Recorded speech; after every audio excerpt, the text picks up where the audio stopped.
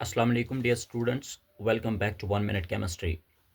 Today we are going to discuss about a very important topic of chemistry that has got immense or significant importance in the field of chemistry, because these are the basic topics that we must understand at the grassroots level so as to make our subject knowledge uh, very efficient or very good.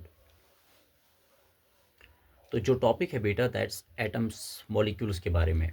तो जहाँ तक बेटा जब हम atoms की बात करते हैं तो हम जो है एटम्स के बारे में जानते हैं कि एटम जो होता है ये basic building block of matter है। तो स्मॉलेस्ट पार्टिकल होता है ये मैटर का, या मैं कहूँगा कि smallest particle of an element. तो अब ये जो एटम होता है, तो एटम जो है इसकी इंडिपेंडेंट एग्जिस्टेंस हो भी सकती है, नहीं भी हो सकती है। जैसे कि मैं अगर आपको आयरन, कॉपर, सिल्वर या मेरे पास गोल्ड जो होगा, इनके जो एटम्स होते हैं ये फ्रीली एग्जिस्ट कर सकते हैं। लेकिन अगर मैं हाइड्रोजन, नाइट्रोजन और ऑक्सीजन की बात करूंगा, इनकी free existence as an element नहीं होती है। लेकिन ये एग्जिस्ट कर सकते हैं in the form of H2, O2 और N2। यानी कि ये hydrogen in the form of H2 हो सकता है, फ्रीली एग्जिस्ट कर सकता है, O2 की फॉर्म में एग्जिस्ट कर सकता है, N2 की फॉर्म में नाइट्रोजन एग्जिस्ट कर सकता है।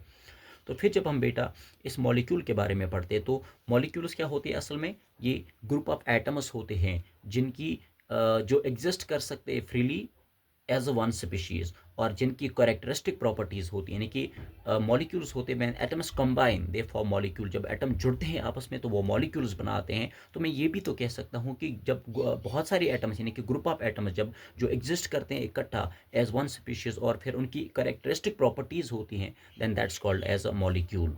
तो अब ये जो मॉलिक्यूल्स के अंदर एटम्स होते हैं, इनके बीच में बॉन्ड्स होते हैं जिनकी वजह से ये खड़ा रह पाते हैं, जिनकी वजह से ये जुड़े हुए रहते हैं। तो forces holding atoms together within a molecule that's called as a chemical bond, उसे केमिकल बॉन्ड कहा जाता है। अब मैं कहूँगा कि मॉलिक्यूल्स, अगर मैं कहूँगा मॉलिक्यूल्स ऑफ H2 जो है, मॉलिक्यूल्स ऑफ O2 जो है, मॉलिक्यूल्स ऑफ N2 जो है, ये एग्जिस्ट कर सकते हैं फ्रीली बिकॉज इसमें दो एटम जुड़े हुए हैं। इसी तरह से मैं अगर मॉलिक्यूल्स ऑफ कंपाउंड की भी बात करूँगा, वाटर की बात करूँगा, अमोनिया की बात करूँगा, कार्बन डाइऑक्साइड की बात करूँगा, they can also exist freely, वो भी फ्रीली एग्जिस्ट कर सकते हैं। तो बेटा फिर आपको याद रखना है कि इनको हम क्लासिफाई करते हैं मॉलिक्यूल्स को। फिर तो हमारे पास होती है दो किस्म के। एक होता है हमारे पास मॉलिक्यूल, बेटा मॉलिक्यूल्स ऑफ एलिमेंट।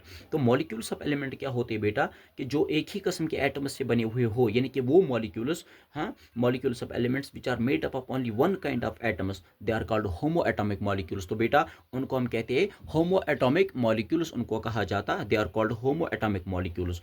अब ये होमो एटॉमिक मॉलिक्यूल्स जो होते हैं बेटा, ये मोनो एटॉमिक भी हो सकते हैं, डाई एटॉमिक भी, ट्राई एटॉमिक भी, टेट्रा एटॉमिक भी एंड ऑक्टा एटॉमिक भी हो सकते हैं। जैसे कि हम हीलियम की बात करेंगे, नियॉन की बात करेंगे, ऑर्गन की बात करेंगे, हाँ ऑर्गन की बात करेंगे। इनमें एक ही किस्म के एटम्स होते हैं और एक ही एटम होता है, तो दे आर मोनो एटॉमिक। अब मैं O2 की बात करूंगा, H2 की बात करूंगा, N2 की बात करूंगा, बेटा they are diatomic, they are diatomic because they contain two atoms. Now if you will talk about this ozone, अगर हम ओजोन की बात करेंगे, O3 की बात करेंगे, it contain three atoms, it is try atomic. अगर हम P4 की बात करेंगे, इट्स टेट्रा एटॉमिक। S8 की बात करेंगे, it is octa atomic. Now then we have molecules of compounds बेटा। Molecules of compounds are made up of atoms of different elements. जब अलग अलग एलिमेंट्स के एटम्स आपस में जुड़े हैं तो they are called molecules of compounds. तो these are called also hetero atomic और हेटेरो न्यूक्लियर भी इनको कह सकते हैं आप, हेटेरो एटॉमिक या हेटेरो न्यूक्लियर। अब ये भी हो सकते हैं di atomic, tri atomic, tetra atomic. जैसे कि हम बात करते हैं बेटा HF की, हाइड्रोजन फ्लोराइड की बात करते हैं, HCl की बात करती है, HBr की बात करते हैं। तो डिफरेंट एलिमेंट्स के एटम्स आपस में यहाँ जुड़े हुए हैं, तो दे आर डाई एटॉमिक। इसी तरह से जब वाटर या कार्बन डाइऑक्साइड की बात करेंगे तो दीज आर ट्राई एटॉमिक, क्योंकि तीन अलग अलग एलिमेंट्स के एटम्स जुड़े हुए हैं। टेट्रा एटॉमिक की बात करेंगे, अमोनिया है मेरे पास, CH4 है मेरे पास, तो ये हो गई टेट्रा एटॉमिक। अब कितने एटम्स होते हैं किसी भी एलिमेंट या कंपाउंड के एक मॉलिक्यूल में, कितने नंबर ऑफ एटम्स प्रेजेंट होते हैं, that's called atomicity, that's called atomicity. तो number of atoms present in one molecule of an element or a compound is called its atomicity, that's called बेटा atomicity. फिर बेटा आपको कुछ जो है बेसिकली मैं आपको बताऊंगा कि कुछ चीज़ें हैं जो है आपको बहुत याद रखने की ज़रूरत है बेटा। तो वो है कि अगर हम इस एटम की बात करते हैं, जो मैंने आपको अभी कहा कि बेसिक स्ट्रक्चर जो होता है, जो बेसिक बिल्डिंग ब्लॉक होता है मैटर का, दैट्स कॉल्ड एटम।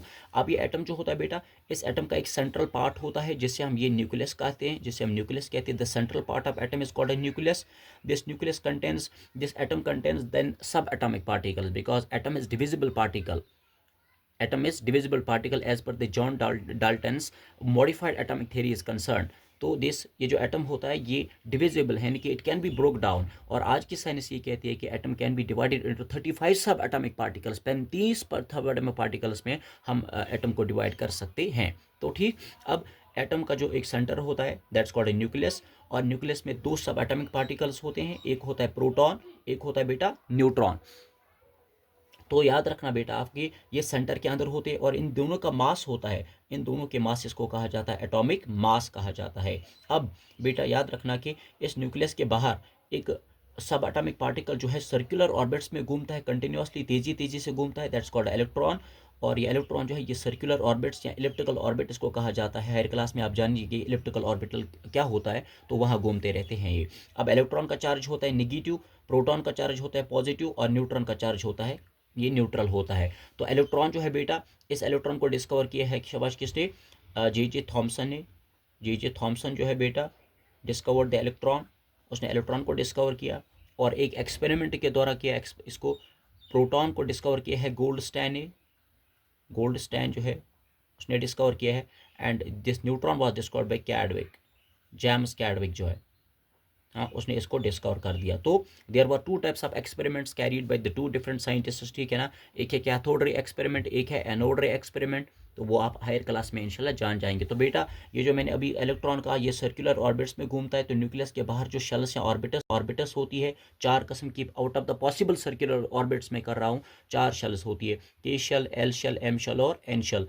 के शेल में ज़्यादा से ज़्यादा 2 इलेक्ट्रॉन बैठ सकते हैं, एल में 8 बैठ सकते हैं, एम में 18 बैठ सकते हैं, एन में 32 बैठ सकते हैं। तो ये शेल जो होती है ये इस न्यूक्लियस के बाहर होती है, जिनमें इलेक्ट्रॉन्स को डिस्ट्रीब्यूट किया जाता है on the basis of different rules. फिर हमारे पास होते हैं, जैसे कि बोरबीरी स्कीम की बात करेंगे बेटा, आबा प्रिंसिपल की बात करेंगे, वो आप आगे बेटा जान जाएंगे। That's not in your syllabus right now. तो ओके, आई होप कि आपको ये लेक्चर जो बहुत अच्छे से समझ आया होगा, कि यह है कि लाइक करें, शेयर करें, और जहाँ कहीं ज़रूरत है हमें इम्प्रूव करने की बेटा, आप अपनी जो राय है वो आप सारी फहरिस्त रख सकते हैं, और हम उसका वेलकम करेंगे। Thank you very much.